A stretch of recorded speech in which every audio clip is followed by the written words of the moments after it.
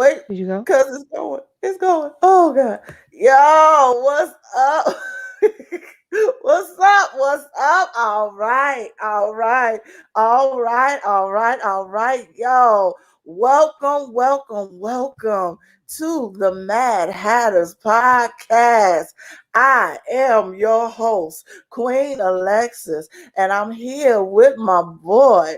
You know who? You know who? Did you? Devontae Davis. What's Say poppin', what's up. y'all? How's everybody doing?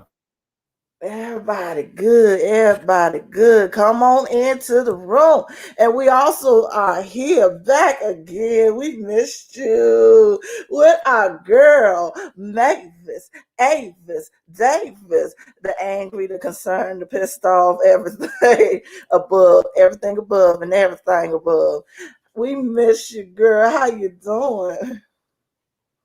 I'm doing all right. I'm doing good. I'm happy to be back. So thank you guys We are for happy. understanding and praying for me and family. So I'm back. Yay. And we are also here. This week, we are actually starting our series called PeaceMakers in the Community. And we are here with our guest, Brother Abdullah Shabazz. Welcome to the Mad Hatters platform. How you doing on this evening? Peace and love, family. Thank you for having me. I'm in great spirits. Man, I am excited, excited, excited about tonight. I want y'all to get ready to get to know this brother right here. He is such an amazing man, and an amazing artist, and an amazing activist in this community. So, whoo, I'm excited. I'm excited. For those who are just joining in, we are starting up our series for the peacemakers in the community. Now, this series is not all the way geared towards just the black community, but as well as like minority communities. We're talking about what we need to do to prevent violence, to prevent any type of adversity that's going on in our community. So with that being said and everything, let's get this show started. Before we get into our show, you know how we do. We gonna give our commentaries on what's going on in the world. So buckle up for this one.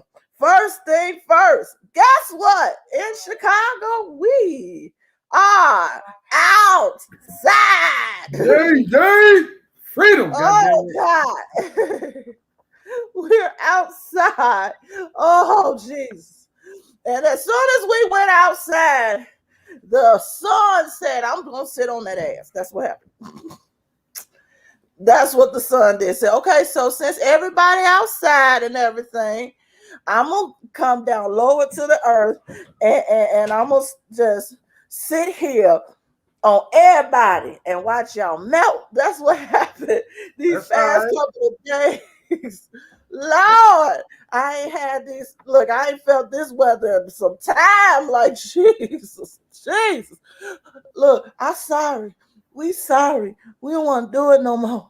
But it does feel good to be outside and enjoying no restrictions. Some restrictions within some businesses, also on public transportation and the healthcare field and some schools. School is ending now for all of my parents. Look, look, raise your hand and tell the Lord thank you. Tell him thank you. I know y'all made it. We made it. We Man. made it. Ooh, we made it, Lord. We made it. Hey, Mama Dukes. What up, Mama Hey. Dukes? But we are here, and just I don't want to say we getting back to normal just yet, cause I don't think things is ever gonna go back to normal like how it was before.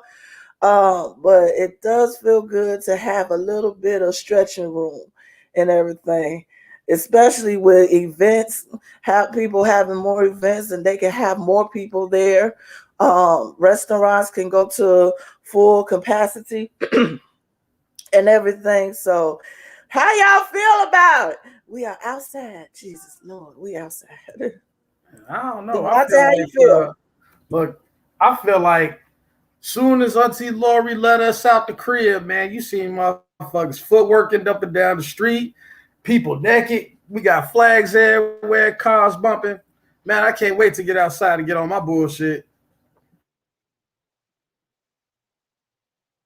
It literally looked like that scene off the last scene off of the Wiz outside. Can't you feel the brand new day? That's how it looked. Ashley, Mavis, how you doing? How you feel about pretty much we phase 5 and we outside?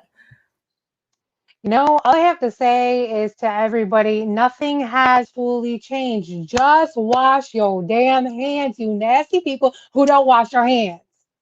Stop touching your face. Stop touching other things. If you touch your face, if you pick your nose, if you cough, you sneeze, please hide your sneeze. None of this has changed. I don't know where, people thought 2020, you just had to, stop, covering your sneezes or whatever. Definitely make sure you wash your hands. Carry that hand sanitizer. I know it doesn't always, kill all the germs. You're better off with soap and water, but just in case, have that hand sanitizer. And to all my hood boogers, if you don't have hand sanitizer, use some of that Seagram's vodka. That shit work too. That skull vodka right there. That's a 100%.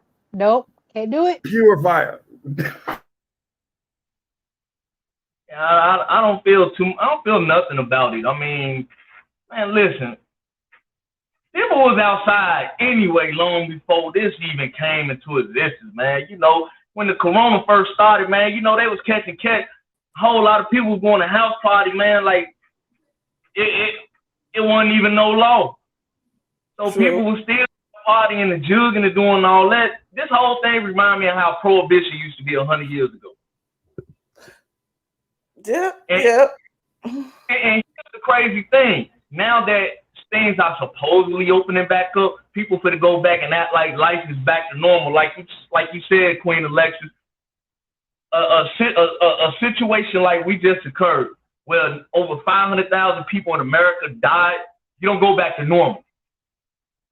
You do not go back to normalcy, because think about it. They're not going to stop this 6-foot distance thing. You're still going to have to go in a lot of places with your mask on, like what's her name, Mavis? Am I saying that correctly? Okay, like Mavis said, wash your damn hands and sanitize them. I work at the post office where people do not do that, and it irks me every day. They go to the bathroom and they don't wash their hands. You nasty people. Nasty. Wash your damn hands. Men, I'm sorry. Wash your hands. Oh no! See, I clean both the men and women's restrooms. The women just as nasty in the post office as the men are. So. Oh yeah. Honey, Yeah. Oh yeah. Because they think that they can squat, and when they squat, like they don't care, like there's piss all over. It's disgusting. Yeah, but overall, I feel no difference. I mean, it is what it is. I am kind of happy that things are starting to, fully open back up. As far as artists such as myself, to where we get an opportunity to travel more and do more events and opportunities. I'm grateful for that.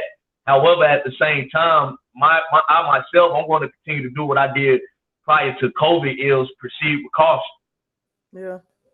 Yeah, I feel you on that one, especially on the artistry side. Both me and Brother Abdullah, we run through these open mics and everything. That's how we see each other perform and everything. And yeah, even though we're back together and everything, still proceed with caution, because yeah, you don't never know. But I'm gonna say this: the pandemic made you really realize, yeah, how much is going on around you. It made you very aware of what's going on around you and everything, where you normally just ignore it, or you see it and just walk by, just talk about it later, deal with it later, and that's just it. But with this pandemic here, it made us very more cautious of what's going on around us, how to protect ourselves from just COVID, but not only just COVID, but everything else. I ain't never had me and my children check for everything, but like check for COVID, H1N1, bird flu, chicken flu, pig flu, everything. We not gonna have this. I will say this: not now one of us had a cold, not never, ever. It was the best thing ever. So, whoo, So, and that it's like that that just shows you a lot that these schools that you send your kids to, they were never thoroughly cleaning them. Or ever. if your child had the sniffles or had a cough and they were sick, those parents, and I understand, like, if you're a single parent or if you don't have childcare, you have nowhere to, take your child to while you go to work. You can't stay home sick with your child, but you are bringing your child at risk to other children who have a weak immune system. Mm-hmm. So, but it's just like, I hope people really opened up their eyes and learned from this. Like, nothing has changed in like the 100.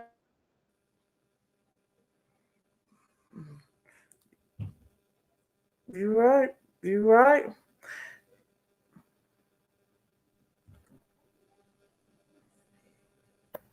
Think you went out a little bit. I think so too. Yeah. She No, gonna come back on. Yo, while we're waiting on Mavis to come back. Yo, shout out to Andre Sessions. Coming through, coming through, coming through. Welcome Great, to the great. Mad Hatters and everything. Welcome to the Mad Hatters and enjoy. Oh, enjoy. Just rock with us and everything. He coming through with these emojis and stuff. Man, but I'm excited. There she go. Ooh, you fell out. No, somebody was calling me. People forget that I'm on a podcast from 8 p.m. Like, sorry, F I'm Musa. I need a drink. P- No, just kidding. PSA to all of our wonderful friends and family members. Well, all my family members is on here with me. Don't call me. Don't you Don't call call me. me. Don't For call me. real. For a whole hour. You can't talk to me. money, I may have to excuse this podcast and go get that bread. Oh, if it's money, I'll be like, go, go, go get the bag. Absolutely. You know, That's different. in the news, man, it's crazy. Guys out there giving $100,000 in cash out. Shoot, they need to run that through my cash out. I was about to get on this one. Okay, so yeah. Um, recently, and I know that this ain't new and everything, but this is just like a public service announcement. I'm gonna need y'all to be careful of these scams, even though it is very tempting. I'm scared of these scams. I'm sorry. If you tell me that, oh, I'm gonna send this much money through your cash app and everything, it's gonna come in 20 minutes. I'm gonna like followed by which FBI agent? Okay. I mean, Which that's a given. CIA agent? I don't want not now one of them calling me or coming to my house talking about I'm special agent. No, no. Mm-mm. And these PPP loans.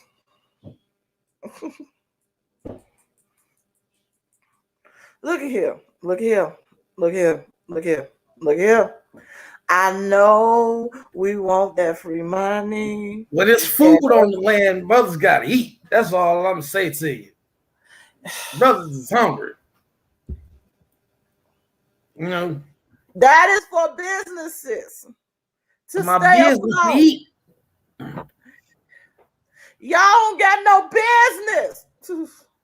I sure It's got a just business. It's called Milky Black Entertainment. Fuck with me. We have a business here. We can apply. We can make it work. this I ain't talking about. I'm talking about the ones that be like lying, talking about they got a business, they ain't got no damn business at all. Peaches The business is Daycare. It's Uber just you and Eats. your kids. Stop playing. They coming after y'all. Anything more than 2 coming kids after is y'all. daycare. For everybody listening, I'm just trying to tell you, anything more than 2 kids is daycare. Here's the thing with those PPP loans, like it's not even the fact you getting, it's not even the fact they catching you. It's what you doing as soon as you get it. These cats getting these loans ain't putting it back into the business. Like what's that singer name, man? For Pretty Ricky. This dude went and bought Lambos and all that stuff, and you really thought the feds wasn't gonna catch that? Man. And flaunting it. Yo, and I know this is dipping into celebrity news. Did y'all hear about the motherfucker that won 30 bags and spent 20 on a chain and then fucked around and got robbed? Yeah, I heard about that. He won 30,000 in the lottery, spent 20 bands on a chain, and then got robbed of it. At a gas station. That's pure fuckery at its finest, man. You know what? That is natural selection, brother. That is God working in your favor. Okay? Because your dumb ass didn't need that money. Should have gave it to me. I'm telling you, I win 30,000, man. First thing I'm doing, I'm paying off debts immediately. Yeah. You figured out how to clear debt and create investments. That's it. Exactly. That's it. But 20,000 on a chain. On the chain. And the nigga only won 30. So you figure if that's like, ain't no way in the world, even with 30 bags. Oh, it's all over the internet. That fool, the motherfucker went out here and he an ugly nigga too. Like he one of them niggas you know called a lick. Like he one of the motherfuckers that had them old busted black ones where the Nike was about to fall off. Stop. And then he hit the lottery. And now he clean. You know, he one of them niggas. One of them barbershop once every month or once every 2 months type of motherfucker. And he got all that motherfucking money and bought a chain. This dumbass deserved to get robbed. That ain't nothing but Jesus. Nothing but Jesus. You reap what you sow. And you do, but hey, look at God. Hey. Look at God. Look at God. Look at God. Won't he do it? Yes, he will. That was dumb. That was dumb. Yo, these PPP loans, ideas, unemployment scams is going along. And there's people that need it because they haven't been back to work yet. All of these scams, I'ma need y'all to be very I don't know how y'all fake unemployment scams. I'm trying to figure this out myself. I'm trying to figure this out myself. You know what? What they're doing is they're stealing people's identities. So my identity got stolen last fall, and they filed unemployment, and I got a bunch of calls, and I kind of had to freeze everything, which it sucked. But you know, I was advised to call my local police department, and they didn't do shit. So they're like, "Well, we just know that's going on." Okay, well, thanks. This is just my identity. Cool. It is what it is. But watch yourself. There's another thing also about identity scams. I don't know if y'all have gotten this. I have a couple of times, and there's a lot of other people been reporting about it and stuff. They getting these phone calls, and it's literally saying there is a warrant out for your arrest. Please call your local police officer. Don't do that to me. I'll be going back thinking about who asked I would, but like, damn it. Really? Look, if the police ever gave me a head start, nigga, you calling me to let me know? I gotta want you to fucked up, player. You know better. Ladies and gentlemen, Devontae is in full effect. Here we go. Here we go. Yo. Tell me that wouldn't happen if they call you and tell you got a warrant. Yeah. But like, you got a warrant. You need to stay online to talk to your local police officer. But like, you staying online? Oh yeah. Why did it come to my door? Like, you could have just knocked at my door and said, "Hey, we have a warrant for your arrest." Why are you calling? Like, is that what we're doing in the panorama right now? That's what we're doing. Okay. That's Social interesting. distancing. That's social distancing for your ass. There you go. Yo, Devontae, what's else going on up in entertainment stuff? Oh man. Okay. For celebrity news, I have to first and foremost start off by saying that if y'all want to give me anything in the world for Christmas, my birthday, Hanukkah, Kwanzaa, anything, I want Z-Way. I love Z-Way. That is my new wife. That is future baby. She is the future. She's the motherfucking future. Oh, god damn, she fine. So she does this little not podcast, like she has her own little show. By all means, she funny as hell. Y'all gotta check out. I want to say she on Hulu. Man, I'm telling you, she fired. Watch that shit. I think she But was on. The first time I saw her was on this Amazon original, Yearly Departed.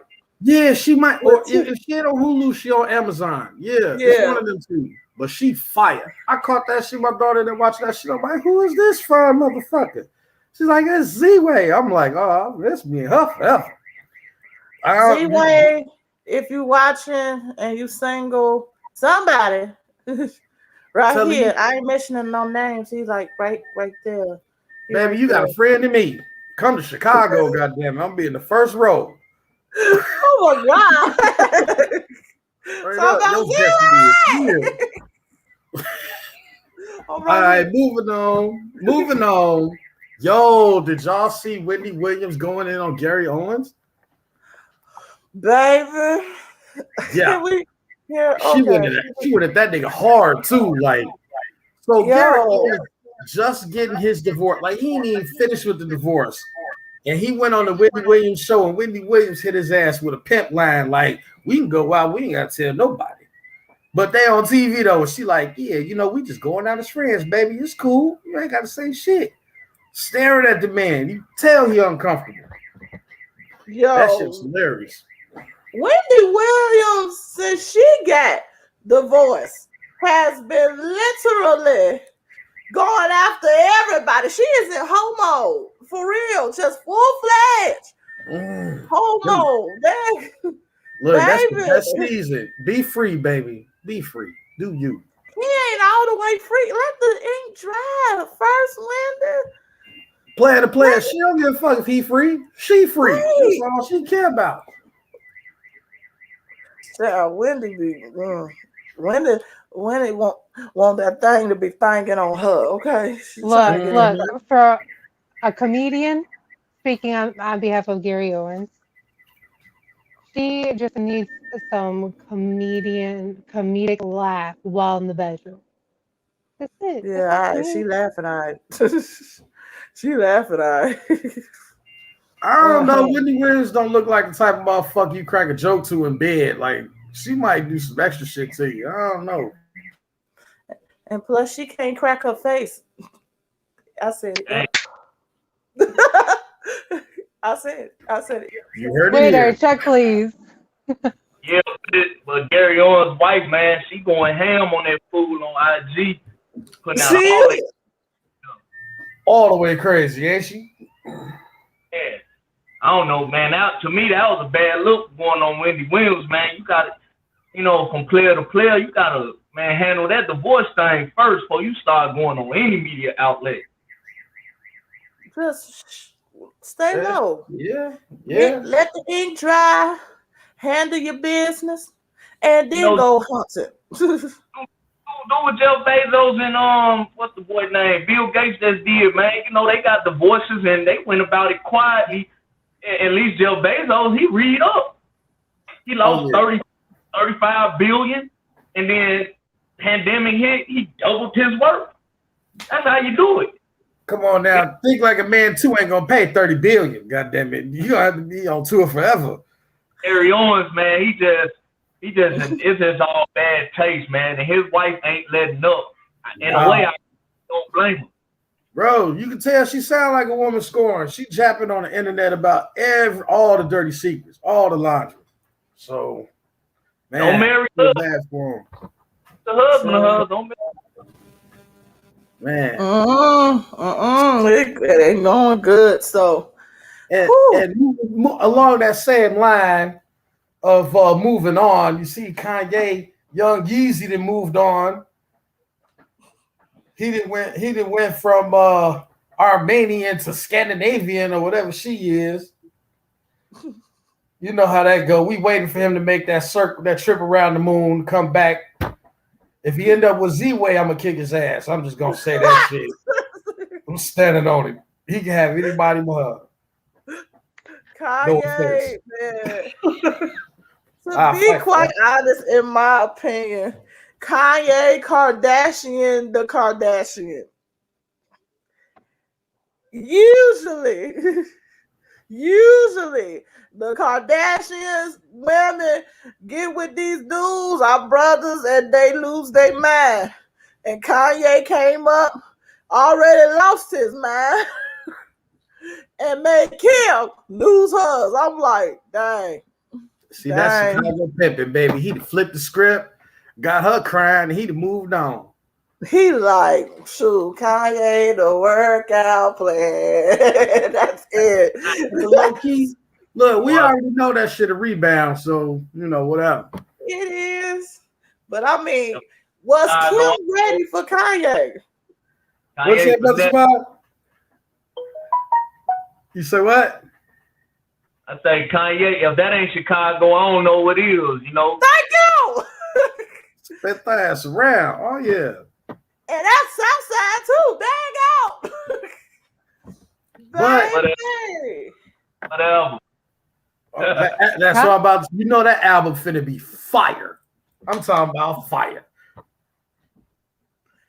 Look, you know, Kanye is a Gemini. Kanye is a Gemini too. Me and Kanye have the same birthday. No shit, I didn't know that. But look, I'm not crazy like Kanye, y'all. I'm only crazy when y'all cross me. Don't cross me. Don't cross Mavis. Don't come at me because I will use you in my stand-up. But this is my question. Did y'all think Kim was ready for Kanye? No. She just needed the attention, and Kanye gave it to her in the beginning, and then she just thought, she just thought it was. Look, I feel like a big booty white woman is instantly a black man's kryptonite, and she's like the queen of big booty white women. So Kanye just wanted a big booty hoe.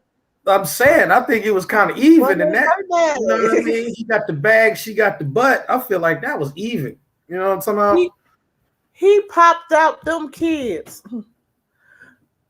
Bam, bam, bam, bam, bam. I was like, oh, okay. Name them crazy names. I'm sorry. Kim. I don't know why you went along with them names. Because one of them names is named Chicago West. Literally, one of his kids' name is named Chicago West, Northwest, St. West, and the little baby one, I don't know. I forget. But come on, Either way, it's fire. Either way, it's fire. It's Kanye. I'm fucking with him. That's my man Yeezy to the death. I'm muting Let me step aside and talk to all of my sisters. You know damn well we ain't naming our child Chicago West. Northwest, St. West, East Side West, Pulaski West. Madison, man. I don't know. I just seen some women do some strange things with a brother game right. And Kanye got that bag. He might have fucked around and spent their head all the way around. I mean, and then after all was said and done, she found out he crazy. The thing Kanye most people never notice is that before Kanye, Kim had all these other, athletes and celebrities that was kind of beneath her because, they were less established. By the time Kanye and Kim got together, Kanye is way up here. He on the level, he right at that time a little bit below Jay-Z. Now look at him. He's right on Jay-Z. So he He a 3-time over billionaire. He worth $3 billion. Yeah, so if anything, Kanye can, like y'all said, he Kardashian Bill. He came up.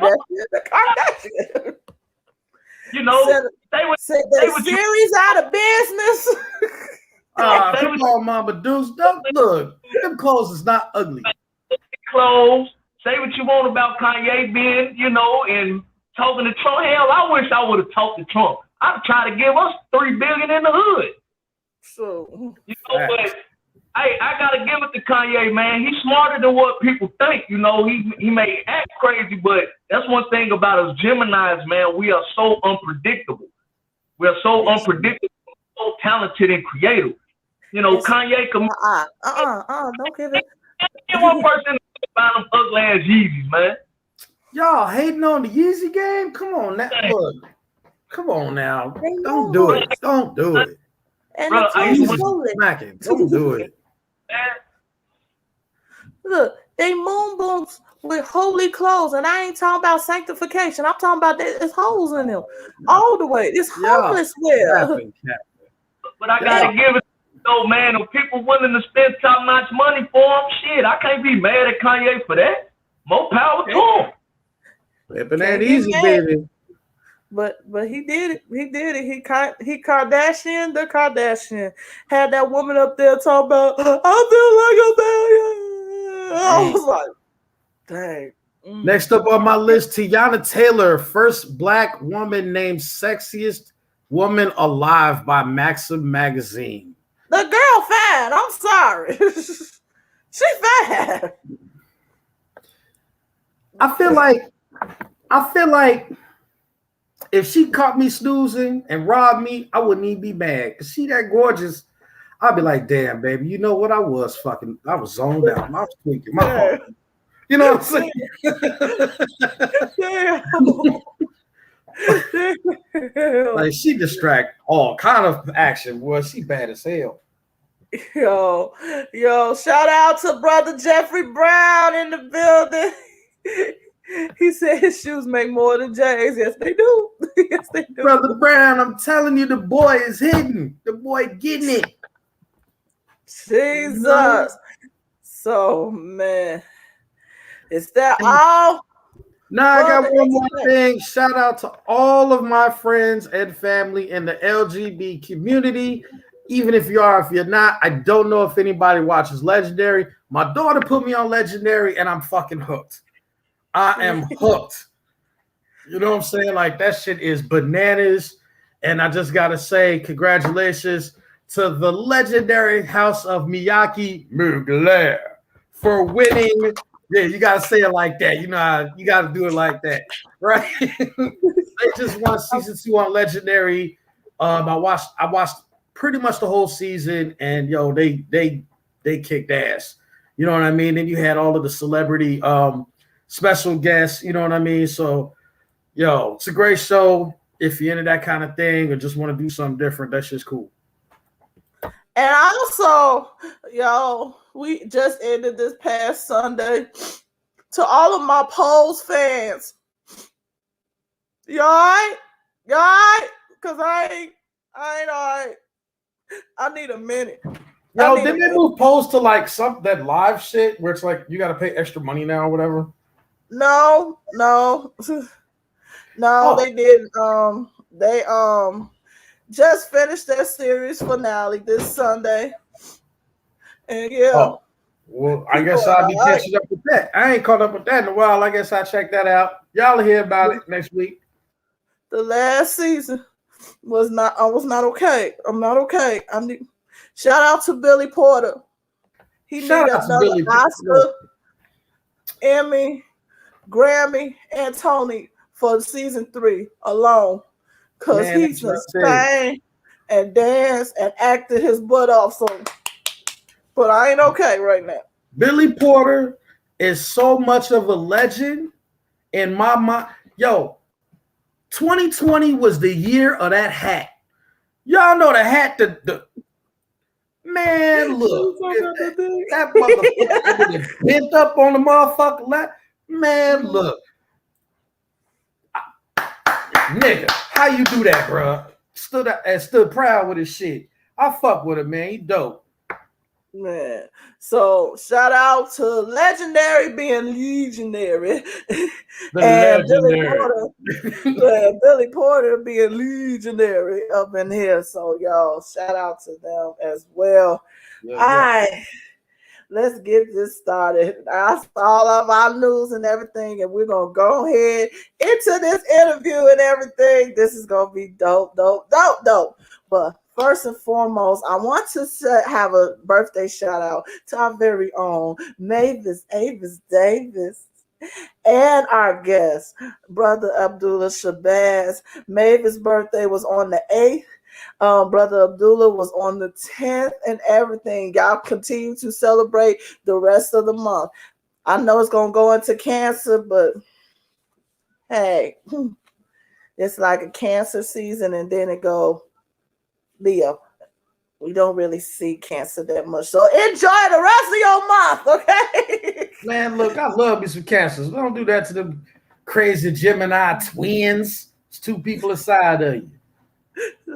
We outnumbered. It's two of them. No, look, it's two of them. We outnumbered. That means it's four of them right now. We gotta say nice. We gotta say nice. Thank you. Look, Thank you. baby, I mean, look. How can you say no to this face? there you go. No. And y'all some conceited bastards too. Yeah, one of you.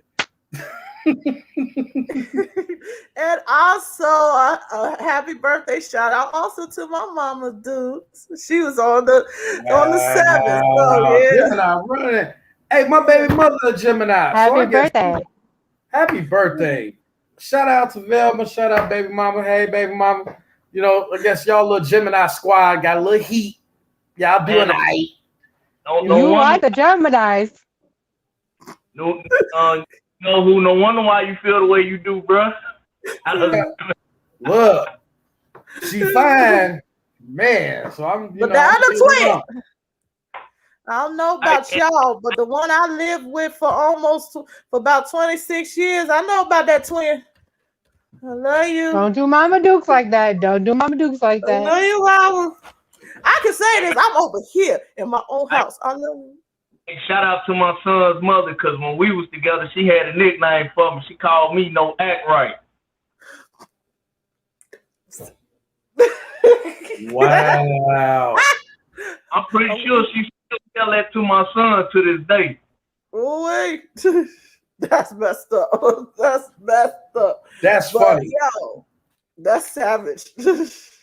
Yo, yeah, Marie. Yeah.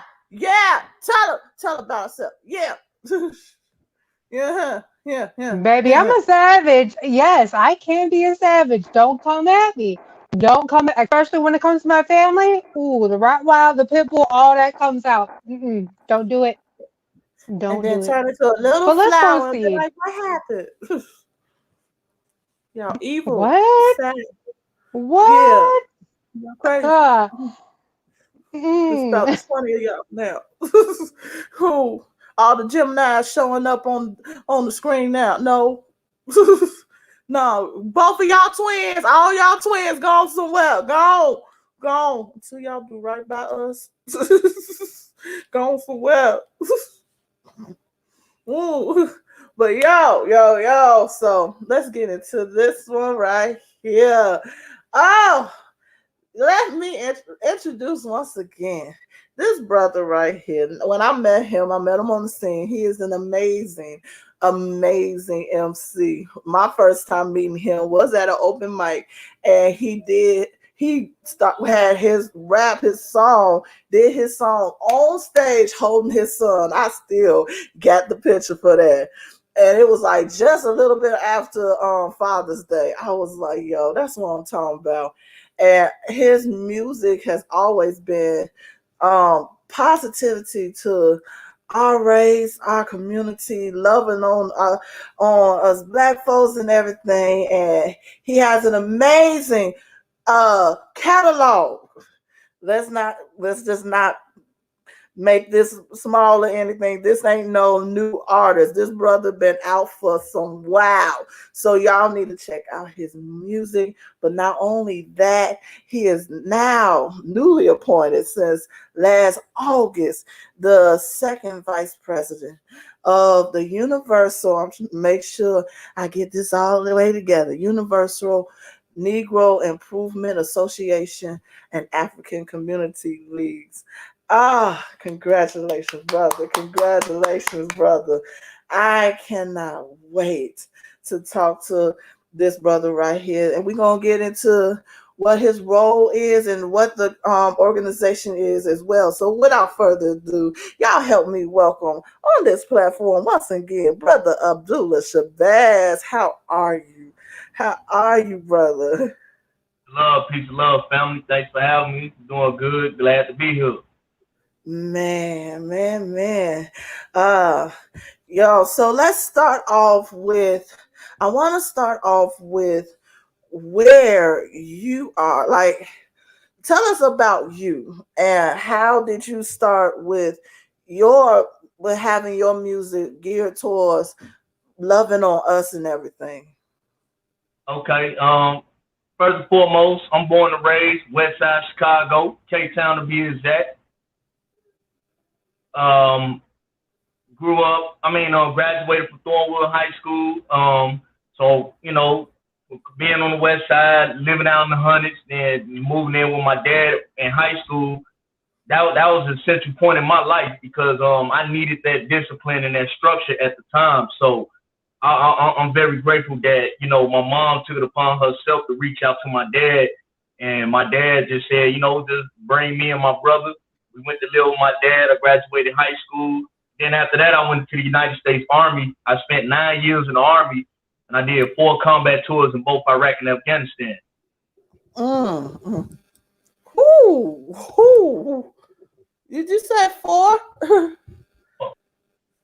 Yeah, usually they're getting busy. And my job description was things you see on the news and stuff. Like I literally was on the front line doing the fighting. You know what I'm saying? Like I got the scars to prove it. So, that was really what they call the shits. Oh wow. Yeah. Oh wow. Thank you for your service.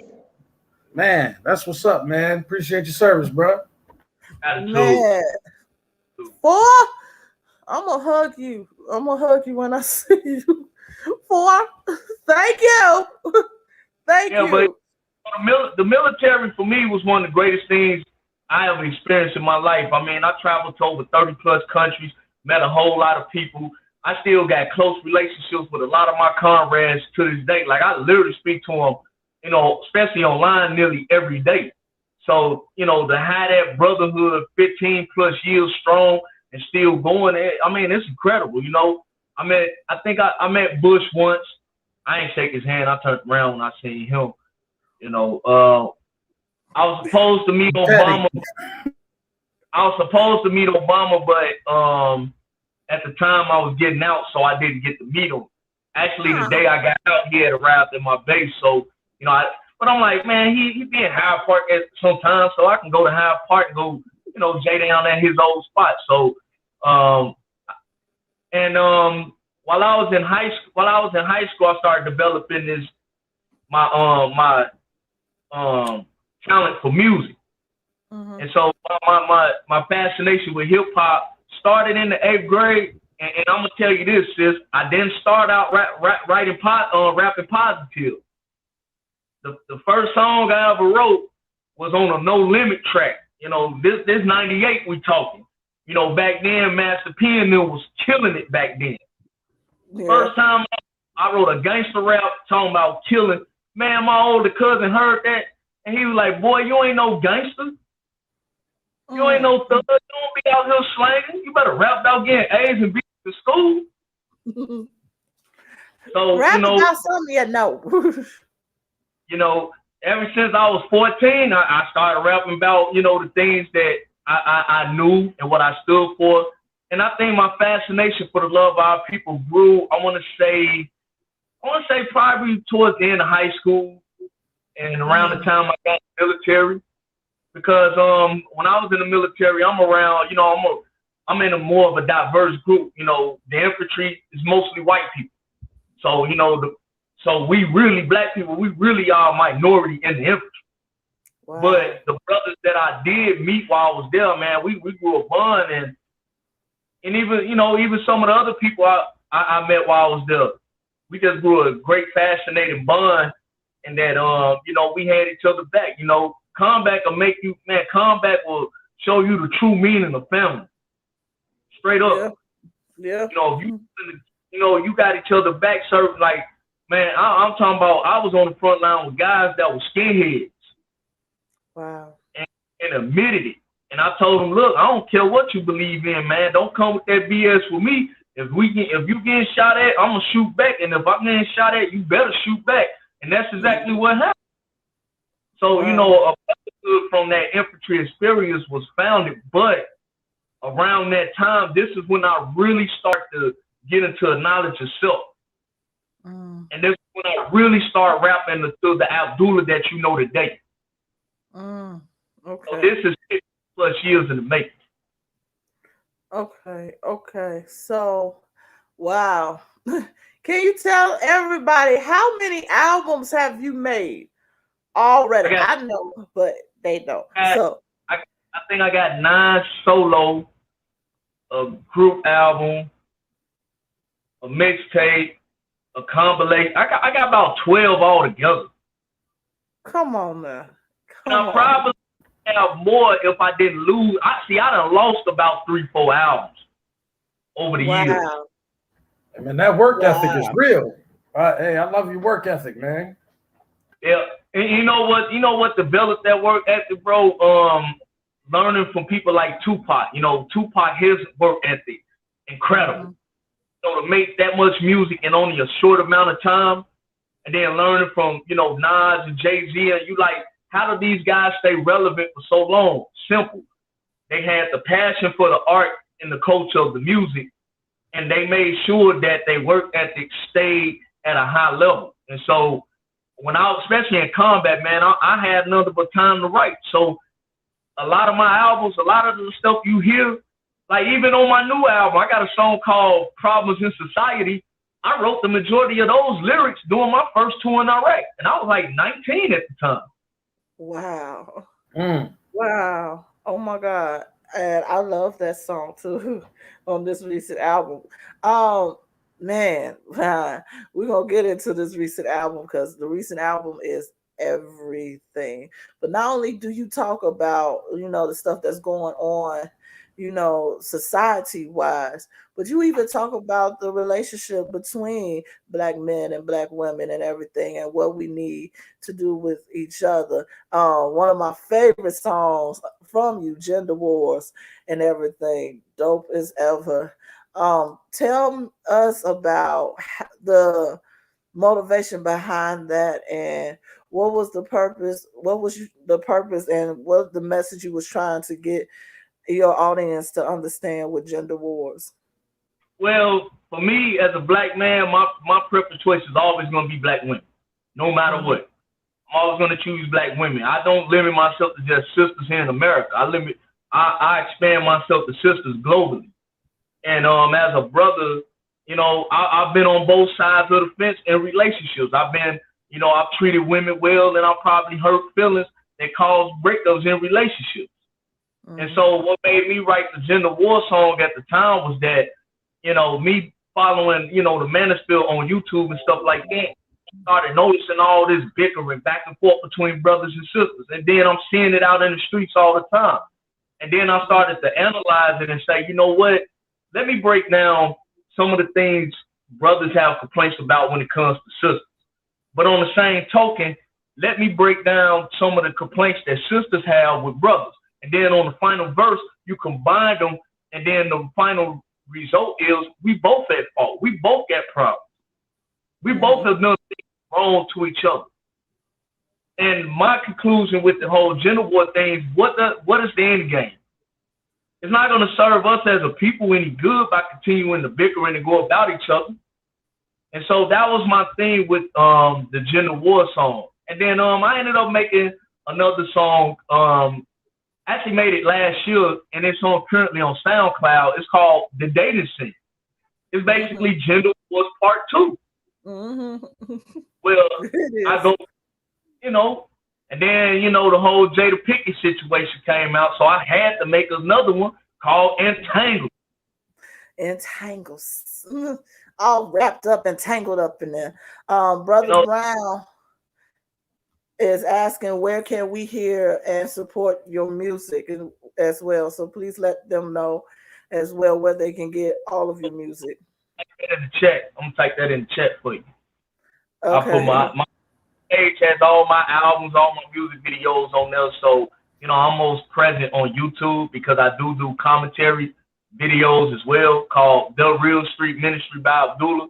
Well, what I do with y'all just did with the, you know, the entertainment stuff, I do pick certain topics and stuff, and then I give you my personal input on what it is or what's going on, and then I give analysis to certain things. So so to me, with the commentary videos, it's a deeper extension into Abdullah the artist and also Abdullah the person. You know, and my music is positive and it's mostly clean for the most part. My commentary videos, you know, I go ham a lot of times because I'm like, it's raw, no filter. What you see is what you get, and I'm not, you know, no holds barred, and I'm not holding no apologies. But you know, I do certain videos to where, like, for example, I did one earlier this year about colorism. You know, the whole, you know, the whole light skin, dark skin thing. To me, it literally makes no sense. Because, you know, our enemies, when they look at us, they ain't caring if you light skin or dark skin. They see you as an Nigger. They getting at you, plain and simple. I did a special one on Brother Malcolm. I did one on Martin Luther King. And, you know, I ain't gonna lie, I go in on some of these other fake groups that's out here trying to represent for us, but now you seeing them getting exposed for the BS that that guys like me have known the longest. But now it's coming to surface on a mainstream level. So, you know, that's something I'm going depth into as far as my commentary. But my music, you really get a real true representation of who I am as a person. I'm very deep. I do read, but I'm also very serious and loving, and I'm very caring about our people. Okay, speaking of that, you had mentioned something about with some of these fake groups. Just speak a little bit, because we'll go in on it all night and everything. How you feel about seeing these big, organizations that have these big platforms, and they come in under the pretense or the guise of, oh, we here for our people, we here for black folks, we trying to liberate minorities and everything, and then come to find out that's not what that is. How you feel about that? First and foremost, I want to say this for the record. Black people, stop looking at yourself as a minority. That is the worst thing our people can ever do for ourselves. When you picture yourself as a minority, you're automatically classifying yourself as a loser. The great Dr. Claude Anderson has made that very clear for years. Our people collectively are part of a worldwide majority. We populate this planet, so we have to get out of that mindset. See, the greatest enemy to our people isn't white supremacy. It ain't racism. It ain't white folks. The biggest enemy to black people is our mindset. Because we think that we have to be inclusive in everything that we do. We think we have to have allies on every single front. But these other people, they're not really showing you that they're your allies. When shit hits the fan, they're not, they're not there to help you when you have your problems occurring. So we have to solve things on ourselves. As far as your question, sis, in the UNIA, we are not an integrationist group. We do not believe in marches. We do not believe in protests. Certain rallies we might show solidarity if it represents just having a common united front with our people. But for us, Our major purpose is doing the work that doesn't get the publicity. Our major focus is going into the community and actually talking to our people. See, one thing that these major organizations, and I said on camera, like BLM think they have the synopsis to the problem. They really don't. Because I can give you one clear example. Last summer, in August, they came to Inglewood, and the residents of Inglewood ran them out of the community. The very next day, I went with 9 different brothers of New Era Chicago. They are a black-owned grassroots organization group and many of them are Garveyites. Many of them are in the UNIA. So we went and did our regular Streets is Watching patrol, and people in the community embraced us. Why? Because they see us out there on a regular basis. They know we really about the action.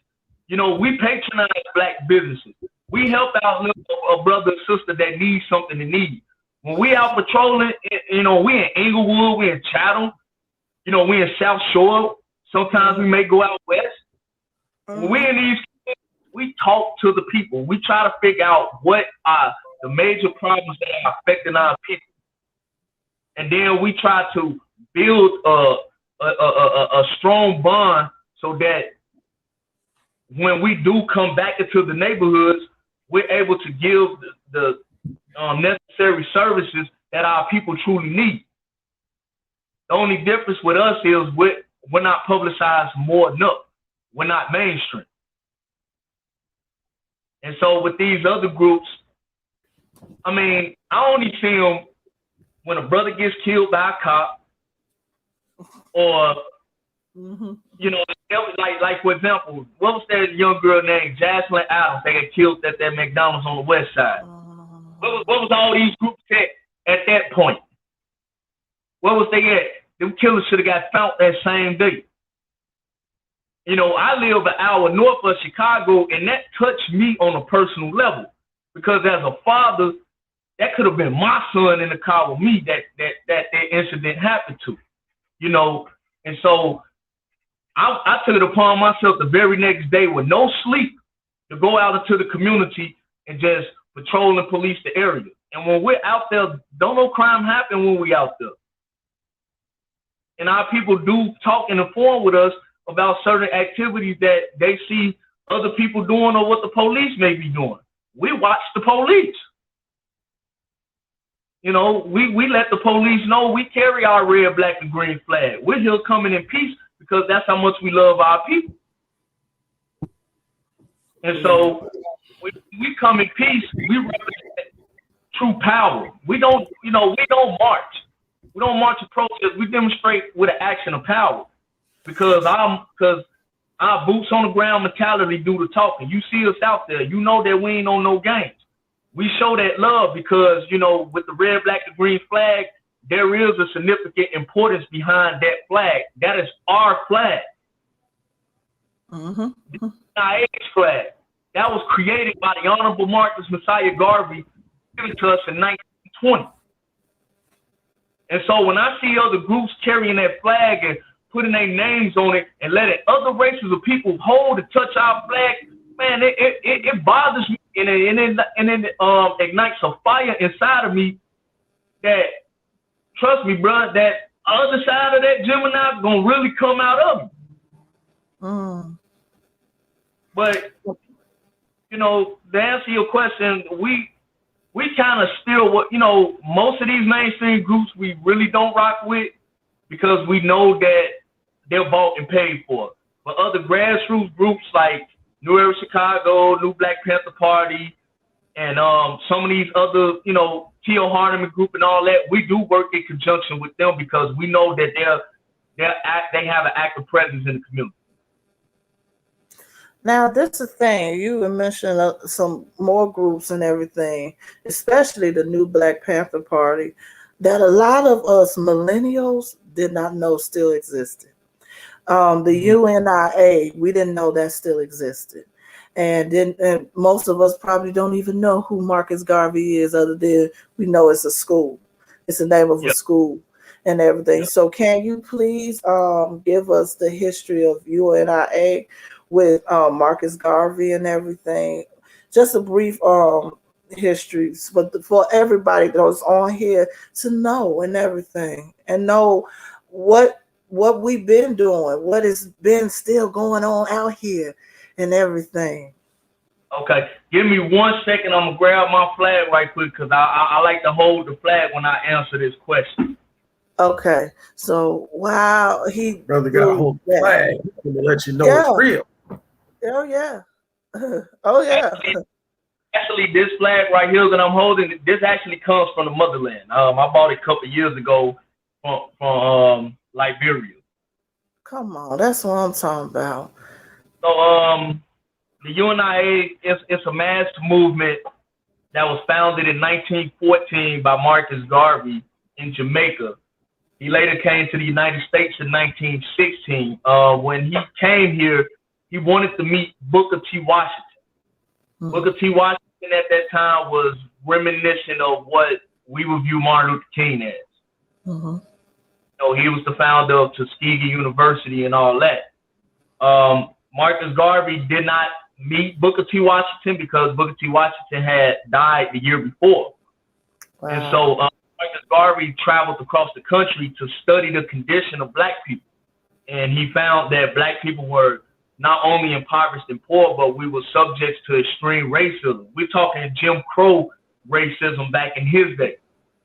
And so Marcus Garvey with the UNIA decided to internationalize his movement, having his major base in Harlem, New York. At that time, in the 1920s, the UNIA was the largest mass movement of black people across the world. We had at that time over 8 million people, and I believe, I want to say between 20 and 30 different countries at that time, with the majority of it being in America. Marcus Garvey owned various businesses. We owned our own factories, our own schools, our own bakeries, our own stores. We had the Black Star Line. Marcus Garvey was the first black person in America to own his own ship. And unfortunately, him owning that own ship, which was designed to serve as a commerce of trade with us here in America, with Africans in the motherland. You know, Marcus Garvey was on point to establish land for our people in Africa. But the government arrested Marcus Garvey and charged him for mail fraud, which really was false. He ended up getting pardoned, but when he got released from jail, he got sent back to Jamaica. And so Marcus Garvey tried to revitalize his movement, but the government literally shut that down. And out of Marcus Garvey's UNIA, you later get the Moorish Science Temple with Noble Drew Ali. You later get the Nation of Islam with Elijah Muhammad. Many people don't know this, but Malcolm X, who is my role model, Malcolm X, he comes from the UNIA. He was born into it. His mother and father worked for Marcus. You know, his father. They were Garvey. Both his mother and father. So Malcolm had this of black pride in him from birth. Elijah Muhammad was a Garveyite. Many people don't know. So Marcus Garvey led the largest black movement in America 100 years ago, to where he preached the Back to Africa movement. He taught us to have pride within ourselves. You know, our motto in the UNIA is race first, meaning that we look after the best interest of our people first and foremost. We don't hate anybody. We don't discriminate against anybody. You know, like I stated earlier, we're not integrationalists. We're just people that we support our people first and foremost. We believe in ownership of our communities by black people. We believe in the political structure of our community being ran and controlled and operated by black people that we can trust, because you know there's a lot of black politicians we can't trust. And we the society of our community has to be ran by black people, meaning that the black man has to take his rightful ownership of a protector and provider within his own community. He has to be the leader amongst his people. He has to earn the respect from both his woman and his child. Meanwhile, at the same time, we give honor and respect to the black woman. and she has to be the nurturer and the mother to our children. See, we have to create that balance, and this is what the UNIA teaches. We teach one God, one aim, one destiny, meaning that what's good for myself, I want what's good for you too. So if I see a black man on the street struggling, I'm going to do my best to help that brother out. If I see a sister on the side that need to jump on her car, it ain't no hesitation that I'm going to get out and help her out in need. Mm-hmm. And we definitely want true liberation on behalf of our people, not just here in America, but worldwide, because as Malcolm X later showed us in the 60s, that our problem isn't just an American problem. Our people in the motherland suffered oppression just like we suffered slavery here in America. Mm-hmm. So that's a quick, dynamic or breakdown of what the UNIA stands for. The mass movement of it actually died during Garvey's day, but we do have smaller segments of it today. I happen to be one of them representing Chicago division. Now, with the Chicago division, it is a huge name. One, where is it? And how did it become? It started. How long it's been going on here in Chicago? Well, the first division in Chicago started in 1929, I believe. So we've had nearly 100 years here in Chicago alone. You got to think about it. Outside of New York, Chicago has always been the mecca of Black America. I know nowadays we say Atlanta and all that, and that's cool. I ain't got nothing against the A. But when it comes to culture, Black culture especially, Chicago outside of New York has always been the most prominent form of Black culture in this country. I mean, mm-hmm. the fact of it is, Chicago was founded by a Black man. Mm-hmm. John Paul. So we got that ingrained in our history from the outstart. No other big major city can make that claim but us. Mm-hmm. But we've been here in Chicago since the 20s. Where we at right now, as far as our division, we're in the process of moving. So we, for 40 years we was at 37th and King Drive, right in the heart of Bronzeville. Mm-hmm. But currently we're in the process of moving, so we're still going to be on the south side. We just don't have a new location just yet. But okay. That doesn't stop us from doing the work. We're still out here in the community. We still do food drives. We still do police patrols. We got a brother. His name is Brother Mark Quinn. He does watch guard. Well, him and a bunch of brothers, they get in their cars. They do the same thing that the police do. They ride around the neighborhoods and they report any suspicious activities that's going on. We also have self-defense classes. Well, we teach, especially sisters, we teach many sisters self-defense tactics. We also have weapons training classes that we do every Saturday. And lastly, we have what is called communiversity. Well, we take our young people and we teach them math, science, reading, teach them gardening, teach them self-defense, teach them economics. So, we have these things going on to where we are active presence in our community. And then in the UNIA ourselves, once you become a member, we have study groups, we have mass meetings. Our mass meetings, any Black person can attend. Wow. And all this during the pandemic on Zoom. That's what I'm talking about. Look, that's what I'm talking about. That's organizations like this. I'm gonna cut you off, Queen. Good, bro. Brother Shabazz, I mean, it sounds like you're doing some amazing things. And I know our listeners definitely want to figure out how to get in touch with you. How can we fund you? Can we follow you on Instagram? Whatever. Like, how do we be a part of that? Because I mean, it sounds like y'all doing what they're talking about on the shot for this season. It sounds like y'all been at that for a while. Y'all doing y'all real thing. And I'm just gonna say that I appreciate you. So it's like, how do we and the people that are interested, how do they get involved?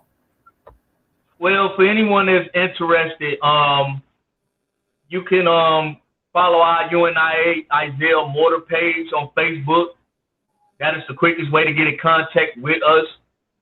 Our president, he personally checks that page every day. Any funding that we do, it goes to our Cash App, UNIA Division 401.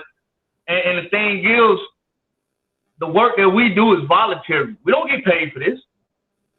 We don't get paid for this. You know, we do this because we truly love our people. And so we just want what's best for our people by just staying active and building something productive. Because you got to look at it, bro.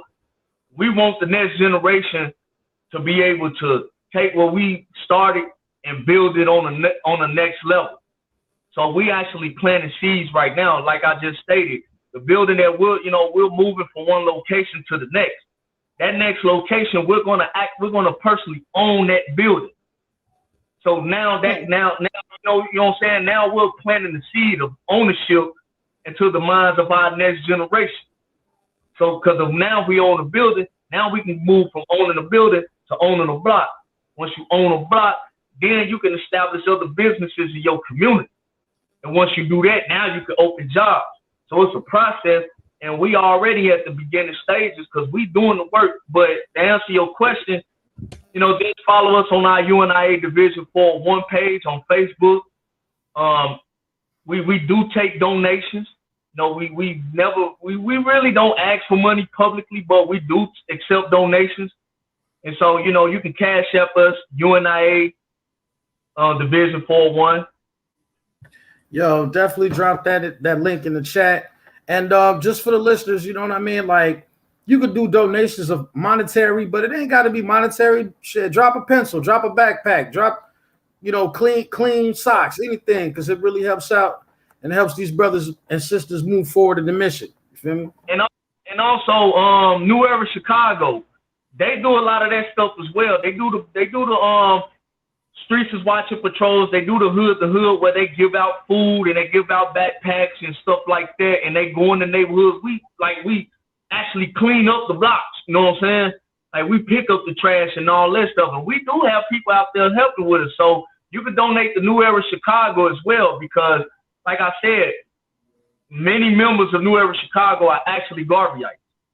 And me, one of the main leaders of the Chicago division, I work in conjunction with New Era Chicago, especially with they Streets is Watching, because to me, it reminds me of the things I did in the military. Well, I definitely want to say, man, just to throw that out there, the fact that there's some continuity and some connectivity, you know, it's a beautiful thing because we see so many different groups and organizations, but they're just one off on each other. It's like their own little island. So it's really, really good to see that you have your organization, there are other organizations, but you work together in order to make it happen. And that's a beautiful thing. And, you know, if we can attract more greater organizations, like larger organizations to your cause, man, you know, we're going to do what we can do, you know. Absolutely. Absolutely. All right, I just put up the Facebook page for the UNIA page and also for the Cash App information. This is the Cash App information for those who want to donate as well. Thank you so much, man. Just in that time period, man, just to hear, wow, we got some help out here. We got some help out here. It ain't about marching. It's about, man, it ain't about marching. It ain't about just protesting and everything and waving poster boards and everything. Yo, it's about community work. And thank you. I always felt like, okay, after the march, then what? After the protest, then what? After we stand outside of a courthouse protesting and demanding justice, what we doing for our community? Because we got stuff going on here that we need to take care of before we demand anything from anybody else. So, man, thank you. Miss Rhonda Brown, hey. Here's the thing about community work. Miss Brown. Black people have to get out of the mindset of we need other people to do something for us. Mm-hmm. We have enough, we have just enough resources. We got enough money. You cannot tell me we ain't got no money. If we can go buy them ugly ass Yeezys for God knows how much, if we can go spend J's and get liquored up every weekend and get smoked out and go to Miami and Vegas all the damn time, we got some money to go put something in our community. And lastly, we have to take back the community, getting these foreigners that have never done nothing positive for our community out of. There's no way we should be going to stores to Arabs, and we know that Arabs mistreat our people. There's no way we should be going to stores that's ran by Asians, and we know that, like, for example, black women love getting their hair done. Me, I love natural, but sisters love getting their hair done. Why aren't sisters owning them hair salons, them beauty supply stores, getting, you know, when they get their hair and nails done? Sisters should be owning it, period. Yeah. Yeah. You know, I'm not a fan of the weave and all that, but but I understand that's what sisters like to do. So my perspective is, let's start changing the mindset and the narrative. Kick these foreigners out that take our money and go build up their own communities. Me being Muslim, I know for a fact that a lot of Arabs are hypocrites when it comes to their beliefs. In the Muslim world, the stuff they sell in our hood, they will get murdered out there in the Middle East, taken to the desert and get their head blown off if they sold even a fraction of what they sell to us here in the hood. Wow. But we steady taking it, talking about, oh, I need my bundles. Oh, I need this. I need that. I need this and everything, and not realizing. Right. And unfortunately, we contribute to our own poverty and to our own situation simply because we think that everybody else can outdo us. You know, even with the small black businesses we have, we try to shortchange our own people. You know, like, man, bro, let me get that on consignment. No, fool, you gonna pay for it the same way anybody else do. You're not going down asking a white man at Old Navy to pay for to give you half off on anything. So, you know, we have to take the example of changing the mentality first and foremost. Black people have this tribalism mentality that unfortunately started in Africa. Tribalism mindset that we got to go against each other for whatever reason. My mindset is differently. My mindset is race first, meaning that if I'm winning, brother, I'm going to teach you the game so you can win. You don't owe me nothing but success. You don't owe me nothing but the game I'm giving you to teach it to the next brother or sister. Because if I'm winning, I want you to win. And if you winning, support your brother. That's the mindset our people need to start changing. It can happen. We got to stop saying that it can't. Because our youngest are looking at us. Yep. I got a 10-year-old son, man, and I take pride in being a father. And I cannot have my son out here with a defeated attitude if he sees me with the same type of defeated attitude. I refuse to do it. Man, you're absolutely right. And I mean, we're now, in recent years, we are building up our communities with our own beauty supplies, beauty salons, and everything. Black-owned businesses, Black-owned grocery stores, and everything. Yeah, we need to get some more out, like more word out to our community so we can support us. And man, especially the ones I just recently found out about. There's one that's coming up on South Shore, healthy, like a Whole Foods, but Black owned. And man, we need to teach our community how to eat right, how to live right, how to live in unity and everything. That we don't have to be in competition with each other. Everybody else is in competition with us. We need to. And one last thing I want to ask is, there's a mental health group. His name is Brother Abari Cartman, black psychologist. They do Abari. Abari Cartman, is it Abari Cartman Allende? Yeah. Yeah. So, and this is a very serious issue that many of our people have: mental health, Mm-hmm. Trauma. Many of our people have PTSD. You don't have to have PTSD by just going to the military. I had PTSD surviving the West Side.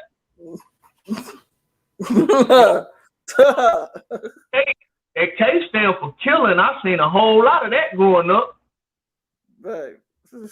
So and we do have black psychologists, black doctors that they're having these seminars and these forums to where they are addressing mental health issues that many of our people suffer with. Many people don't know I'm diagnosed with PTSD due to my combat experience. But my motto has always been, I do not allow my condition to define me. I define myself by living my life and standing on my principles and beliefs. That's what I'm talking about. That's what I'm talking about. And then we have our people, especially black men, because I'm an advocate for strong, positive, and productive brothers. Because when you have brothers that are standing firm on principle, value, and belief, and out here putting in the work, our women and children are going to follow. Mm-hmm. Another reason why I created the Gender War song and go more into with the data scene. Go ahead, bro. This is a perfect time to send a shout out to my man, the big homie, brother Jeffrey Brown. He's always looked out for me, man. And you bring up a big point. You know what I'm saying? It takes the brothers that went ahead of us to teach us something. You know what I'm saying? When I walked into the organization, he took me. He messed with me. He made he rattled my ego, but he rattled my brain and got me to the place where I started thinking beyond what I had been taught before. And now I'm a better man for it. You know what I'm saying? So it's like having them older guys that'll tell you, like, slap you upside the head a little bit, be like, hey, man, this ain't that, bro. And get you on the right path. So, man, I feel you, bro. And you know what, bro? And that's how I got into the leadership of the UNIA. I never sought the position. I've only been in the UNIA 2 years. 2 years, but the elders, they saw something in me that I myself didn't see. They saw the consistency. They saw that I have stability in my own life. I work hard. I have a constant presence on the music, poetry scene. Mm-hmm. And they saw the community work and the dedication that I have within me. And so last year, they elected me to be the vice president. Because when it was first approached to me, I didn't want it. I'm like, look, I'm inexperienced here in the UNIA. I don't think I deserved it. The elders thought otherwise. Wow. And now, it's getting to the point where I could possibly become the president of our Chicago division one day. And rightfully so. You are in here. You are in these streets. I see anybody that's following your page and everything. Man, you are in these streets and you love us so much, so very much. And we truly appreciate it. Our people do get on my nerves. Yeah. Black people, y'all get nerves. Y'all aggravate me at times. But you know what? What family does it? Look, we all got to deal with our little tay-tays. It's like your mama, right? Your mama always trying to tell you what to do. And when you get to a certain age, you're like, look, I really don't want to hear that. But then when you get older and you get, unfortunately for a lot of us guys, we get caught up in jams till we finally realize, like, man, mama was telling us the truth the whole time. We was just being hard-headed. That's how I feel with our people, because we are beautiful people. We're loving people. We're kind people. But at the same time, we are aggravated. We do piss each other off at times. And, sometimes it's sickening. But at the end of the day, I would not trade being a person of this melanated skin for nothing. I would not trade being a black man for nothing. I would not trade my African ancestry for nothing. I love being black. I love being who I am. How can I be against something God naturally created for me? And I think that's the mindset many of our people need to grow more up. Man, one last question, and then we're gonna head on out. Um, how you feel about this new generation? Because I've been noticing, and I hope you have as well. This generation is going on, especially on social media, is really blowing up really, really, really well. Um, this new generation of young people, young black people, are literally finding ways to get back to our ancestry, get back to our African roots, and accepting it even more and everything. How do you feel about this? To me, I think it's wonderful. Like everything about it is wonderful. So how you feel about it?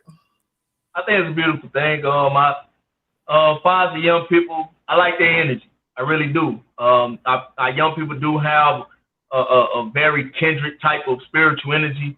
I just think a lot of times it's guided in the wrong direction. I give you a good example. Last year, I live about 15, 20 minutes from Kenosha. That's when the Jacob Blake situation happened. Mm-hmm. So I literally was boots on the ground, representing the UNIA in that regard. I didn't, participate in any of the protests or whatever, but I did have an active presence because Jacob Blake's uncle, he is a member of the UNIA. So we went out there to support the family. I did come in contact with a lot of the young people. They did have the energy. They did want to do something, but the direction of the guidance they was given, it just was misdirected. And so I do love the fact that our young people do want to learn more about who we are, where we come from, and things like that. I see a lot of young people want to participate in Juneteenth this year. That is wonderful. That is amazing. And so moving forward, for me as a man who's now approaching 40, it's my responsibility as the big brother to guide our people in the right direction. I think me, you know who, we have a responsibility to give that proper guidance and direction to our youngest, because we gotta, us, in our age, we have to start preparing for the day that we gotta step aside and let them fully lead. Mm-hmm. Mm-hmm. So that's how our legacy continues to go on, because I want to leave this earth as a respected ancestor.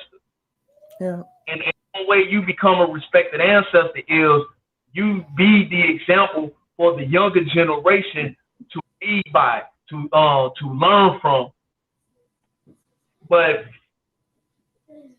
I just love the energy. I think the direction can be guided a little bit differently. Like I hear a lot of people be going on to young people talking about, man, they don't like the games and all that. I get it. I don't like the violence neither. But as a military man, I think them youngsters out there who we know as our killers and stuff, they should be the real security in our community. Oh, thank you for saying that. It's like this. If you GD, if you study your law, the way Chairman Hoover wrote the Constitution of the GDs, you're supposed to study your lit by law. You ain't supposed to represent gangster disciple. You're supposed to represent growth and development. Growth and development attributes of what a man should be doing every single day. And so that's one aspect I think we as older men gonna have to take the mental and say, you know what, we gotta stop being afraid of our young people. That's why our young people out here running around crazy. Us adults afraid of them because we think they ain't gonna listen. That's bullshit. They will listen. Youngest, see, as a person that be out here in these streets, I know what the problem is. Problem is these youngsters ain't got nothing. They ain't got nothing to do. If we give them something to do that can give them legal money and legal resources, trust me, crime gonna go down dramatically. But Crime will if go down. Successful businesses will go up. Pretty much, we'll take care of our own. My mama said the same thing. Yeah, that's how all of these gangs was in the first place. They policed our own when the but, police wasn't doing it. right, but the thing is nowadays, and I've seen the system, that's how it was at first. I agree. Nowadays ain't no gang. You know what I'm saying? You got cliques, renegades, and all that. Them ain't gangs because they only block on a certain neighborhood. So you have to understand where they coming from. I would seriously suggest putting some of these youngsters into construction and stuff like that, into blue collar jobs. That's guaranteed money and that's guaranteed employment. And you can always elevate your game. And lastly, you know, I wish a lot of people would stop shitting on the people that do blue collar jobs. Thank you. Everybody Thank you. Instagram and Snapchat stop. It can't happen. You know, you ain't got a lot of, you know, you can't be on OnlyFans and thinking you finna make a whole lot of money right off the bat. It ain't gonna happen. Get into these blue collar jobs. Get into, you know, teach apprenticeship, teach electrician, construction, whatever. You know, I can't think off the top of my head, but get into these jobs. Brother Barry could do that plumbing game. Brother Barry cashing out on that plumbing game for real. My bro who used to rap, man, he got into being an electrician about 7-8 years ago. Man, this dude go on trips like 5-6 times a year with his wife. He easily makes $100,000. It's out here to get. But not only that, I got a bachelor's degree in IT. That's another avenue we could. Thank you. Technology.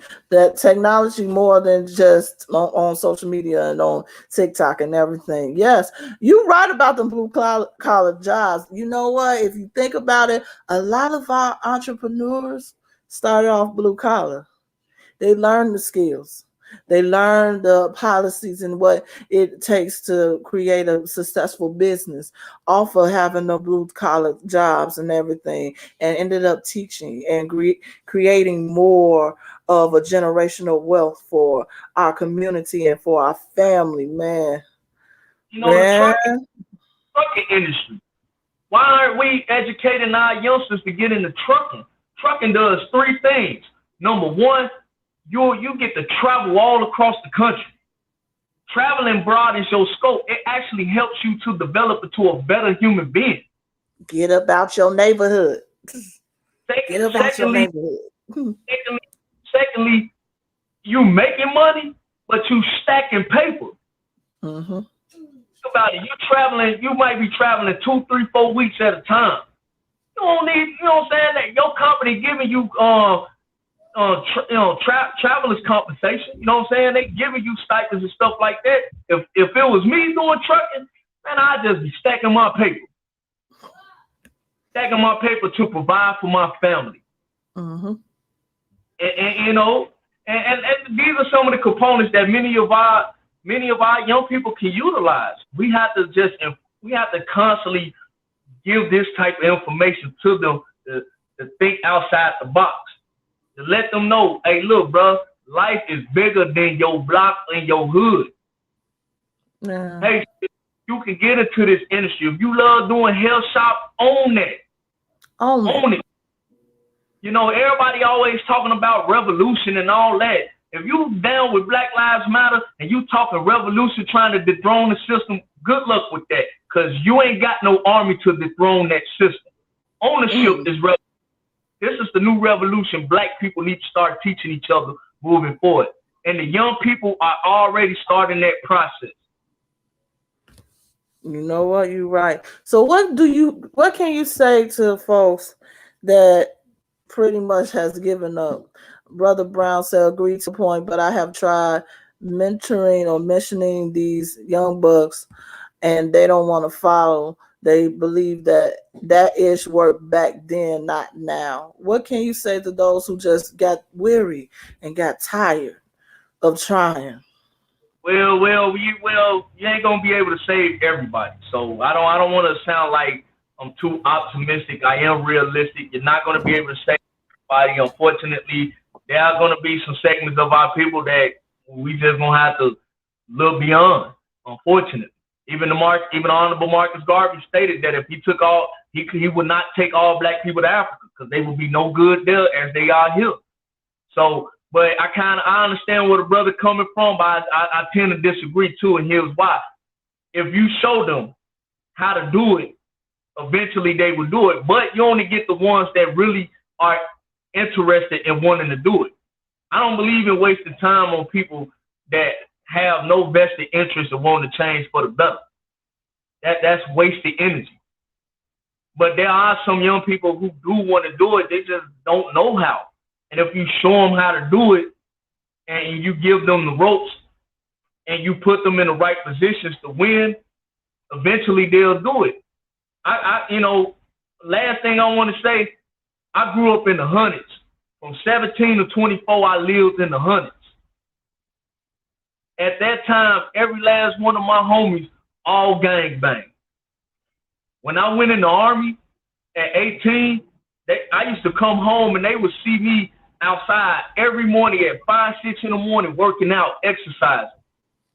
And then they'll see me working on a car, or they'll see me building something. And then they'll be like, man, why is you doing all this for? And I'll tell you, I'm preparing for my future.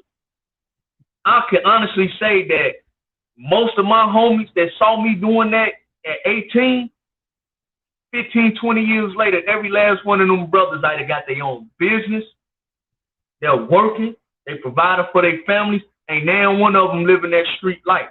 Why? Because it's by example. Like I said, I couldn't save everybody because I lost some homies in the process. But some of the homies that did watch me and they did learn from me, they ended up doing it better than I'm doing it now. And so, I agree with the brother to an extent. Yeah, some of them don't want to listen to it. Some of them do have that mindset that it don't work. Don't focus on it. But for those that you can, instill some guidance and wisdom into, you can save them. Man, thank you. If I did that, I would not be a Garveyite right now. Man, thank you. Thank you so much, Brother Shabazz. Thank you so much for coming on here and just gracing us with your wisdom, gracing us with your experience. Thank you so very much. So very much. Please let us know where we can find you on social media so everybody can continue to support you, support your music, support the foundation, the organization, and everything. Support everything, y'all. And make sure for all of our audience, make sure y'all share this live on y'all timeline so people can continue to watch this over and over again. This series we're going to be highlighting organizations like this that is doing that groundwork, pretty much getting in the trenches and not just sitting up here doing a march and everything and doing a protest, but it's more to this. So man, y'all continue, brothers. Thank you. This is his Instagram. Y'all see right here. This is Instagram. So y'all make sure y'all go and follow him on there. Man, thank you so much. Thank you, brother Shabazz, brother Abdullah. Thank you so much for everything. Sister Alexis, for having me on. It was a pleasure as always, sis. Brother, you know who? Brother, gratitude. And you funny as hell. I like coming on shows like this, but I can curse sometimes, you know what I'm saying? Oh, we chop it up, man. You welcome to come back anytime. Come chop it up with us, man, for real. Yeah, to my fellow Gemini, man. Hey, look, sis. Don't let nobody hate on us, man. We still great out here. You know what I'm saying? We still great. I'm glad this show ended now because I'm about to celebrate one last night before I get back to work. Okay. I feel y'all. Man, shout out to all the Geminis that's on. We still in Gemini season. All 25 of y'all. We the real ones, okay? We the real ones. Don't cross us. We love y'all. We scared. We love you guys too. Oh, brother Brown. See, don't start. See, we gonna start now. See, talking about Time to end. legal Time to end the conference, show. man. But by all means, please come back and rock with us. We here every Saturday where we're gonna be talking about some stuff and everything. Yeah, get on up in here and enjoy it, man. Thank you so much. Yo, we're gonna end this on out. This has been a wonderful night for the Bad Hatters podcast, and y'all stay tuned every Saturday night. We are here on Facebook at the Mad Hatters Podcast. We are also live on YouTube at the Mad Hatters Podcast 5:30, and also on Twitch live on at the same thing, the Mad Hatters Podcast 5:30. Y'all tune in, share, tell a friend, and tell your mama and them and your cousin too, your auntie and your cousin too, to tune in to this show, especially during this series, because we need to highlight these organizations and these groups that really are doing the work and making sure that we are getting us together. So I am appreciative of it. Thank you so much. And y'all tune in every Saturday night, 8 p.m. Central Standard Time, 9 p.m. Eastern, 6 or 7 p.m. Pacific. We're live. And you can also listen to the playback. For those who don't watch live, but y'all love the podcast, to listen to the podcast, we are on Spotify and we are on iHeartRadio. So, thank you. And y'all have a wonderful night. Devontae, do you have any last words before we go? Y'all, brothers and sisters, be safe. Get home tonight and enjoy yourselves. Be safe. All right. Hey, Mavis, any last words? Thank you so much for all the knowledge. I greatly appreciate it. Guys, definitely please share this because there was so much great knowledge in here that definitely needs to be spread. Change needs to happen. Let's definitely support the community. You're right. Man, I'm excited about how this series is going to go. I'm just so excited. Oh my God, I'm so excited about how this series is going to go. So y'all have a wonderful night. Devontae, yeah, that's all I'm going to say. That's it. Yeah. You calling me out? You calling me out on the internet, brother? You need to go to a meeting, okay? But much love to everybody. We will see y'all on next Saturday. Love y'all, and I will see y'all next Saturday. I'll see y'all next Saturday, but I will hear from y'all, to all of my artists on Tuesday nights on the Madam Queen's open mic. And also I forgot, because we got into it right quick. This show has been brought to you by the wonderful Amani Queen, for the body and for the mind. Self-care and skincare line, brought to you by, founded by your very own Queen Alexis. So y'all go check that out and get y'all something together. I got everything, and then some, just to get y'all together for the summer.